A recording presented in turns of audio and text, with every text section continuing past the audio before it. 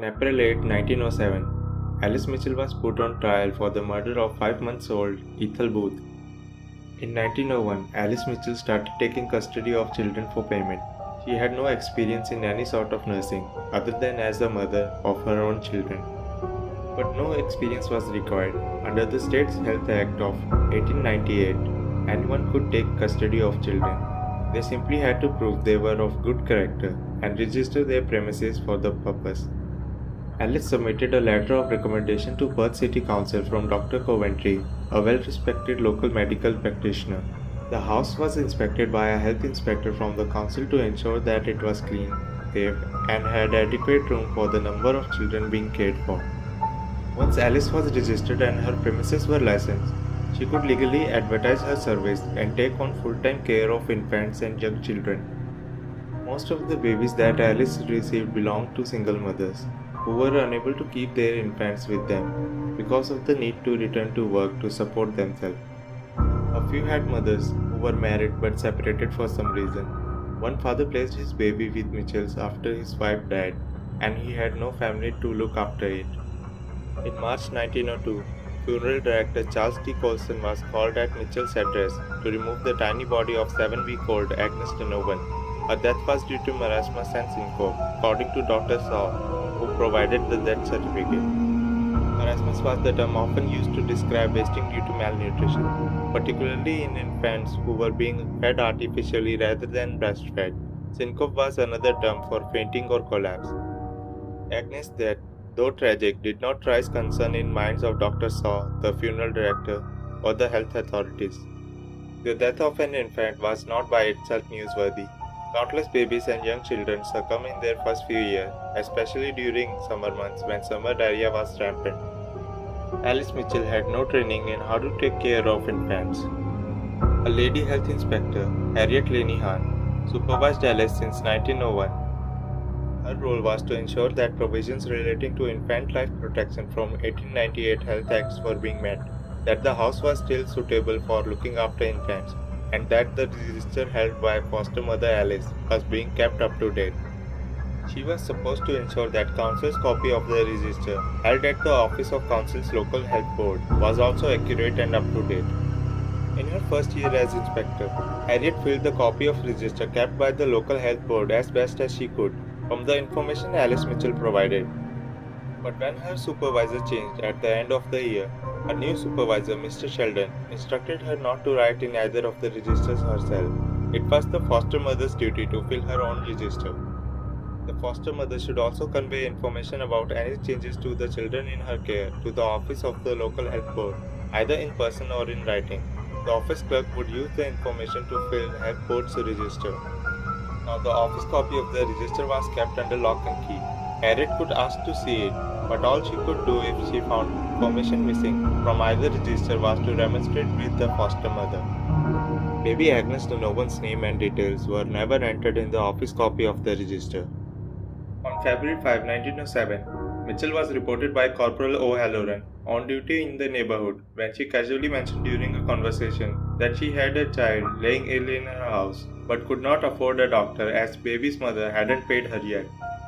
She continued, "I keep them for a living. I don't keep them for the love of the thing.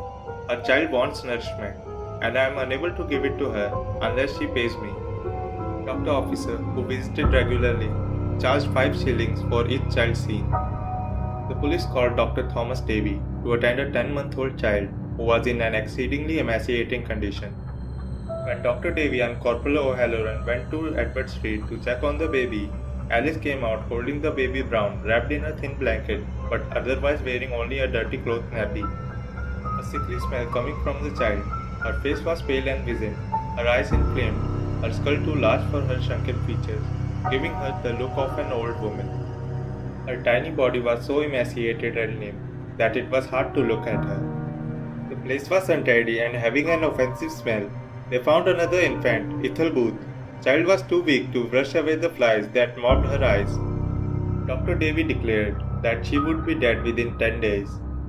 But Alice said that babies were suffering from marasmus and teething. Dr. Davy concluded that both babies must be taken to the hospital immediately, but he was only called for baby Brown, so baby Booth stayed with Alice. For Corporal O'Halloran asked Alice Mitchell to show him her register. He noted that the records began in December 1902 and nothing had been recorded since December 16, 1904, when she was living in Cavendish Street. Alice replied that she only had 2 infants in her care since then, Baby Booth and Baby Brown. Corporal O'Halloran took the register away with him. After finding Elizabeth Booth's address, Ethel Booth's mother, he sent a constable to tell her what he had seen and what Dr. Davy had said about her baby.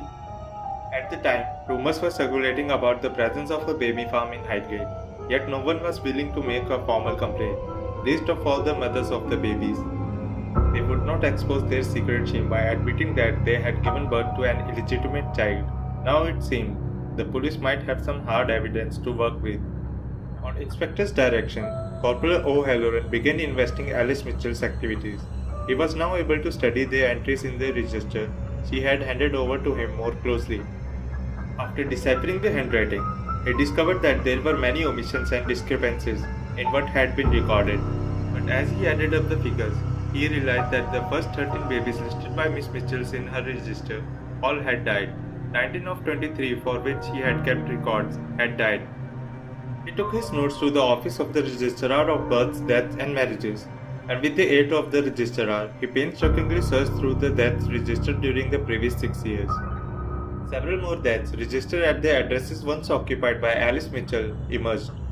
A couple of days after his visit to Alice Mitchell, Corporal O'Halloran was walking along Edward Street when he noticed Elizabeth Booth leaving the Mitchell's house.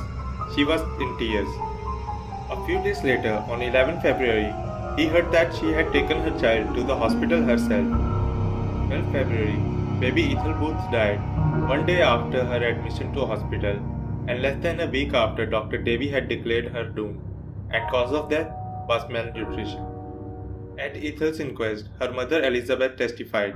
She gave birth to Ethel at the House of Mercy, a maternity home for unmarried mothers, and stayed to look after her baby for a further 2 months. Elizabeth, then 16, resumed her occupation as a maid, for which she earned 15 shillings a week, and relinquished her child into Mitchell's care after agreeing to pay 10 shillings per week, as well as any doctor's fees. Elizabeth loved her daughter, and had become increasingly concerned when Mitchell, with various excuses, had repeatedly prevented Elizabeth from visiting her baby. On February 15, 1907, Corporal O'Halloran arrested Alice Mitchell at her home and charged her with the unlawful killing of Ethel Booth. In the subsequent trials, it was uncovered that 38 children out of 43 had died in charge of Mrs. Alice Mitchell. Dr. Officer, who had signed 22 death certificates of babies dying at Alice Mitchell's house, denied that death was in any way assisted or was due to any other than natural causes. On April 13, 1907, the trials concluded. Alice was found guilty of manslaughter. The judge, in passing sentence of 5 years of hard labor, remarked that the jury concluded that Mitchell had no intention of killing baby Booth, but that her death was caused by criminal negligence. Alice was lucky, for in a similar case in Victoria, where a woman was convicted of the deaths of infants in her care, was executed. No blame was attached to Dr. Officer, and no other were charged with neglect of their official responsibilities. But the most striking output of the case was the passage of 1907 State Children Act, which changed the way state dealt with the mothers. What are your thoughts on the case? Let me know in the comments. And if you liked the video, please hit subscribe